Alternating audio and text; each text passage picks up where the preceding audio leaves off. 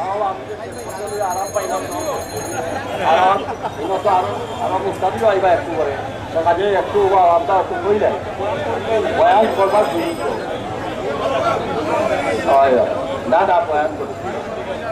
এখন আজকে আমাদের আমি সবাই প্রতি অনুরোধ রাখবো, আমাদের সামনে নির্বাচন, সেই নির্বাচনকে কেন্দ্র করে আমাদের মধ্যে প্রতিযোগিতা থাকবে, কিন্তু দলের বাইরে নয়, দলকে বেশি রেখে নয়, দল কারো পক্ষে বিপক্ষে নয়, দল বিবেচনা করবে যাকে আমরা সবাই চেপে পড়বো তার পক্ষে।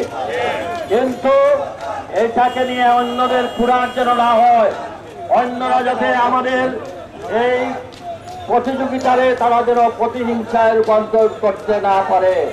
বিএনপির নেতা কর্মীরা অবশ্যই 17 বছর যখন ত্যাগ প্রতিকার মাধ্যমে এই পর্যন্ত এসেছে, আমার বিশ্বাস সিলেট বিভাগ আমরা আমাদের নেতা তারেক রহমানের কাছে আগামী নির্বাচনে কিভাবে আমরা আমাদের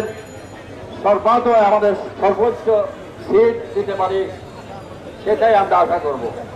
আমি আর বক্তব্য লম্বা করলাম না, লম্বা করছিলাম যার লাগিয়ে একজন আমি তোমার ঠান্ডা না আমি বলছি আমরা এই সিলেটে আমরা প্রমাণ করতে যাই আমাদের মধ্যে কোনোভাবে কোনো বিরোধ নয়, আমরা একই দলের একই চেয়ারম্যানের দেশে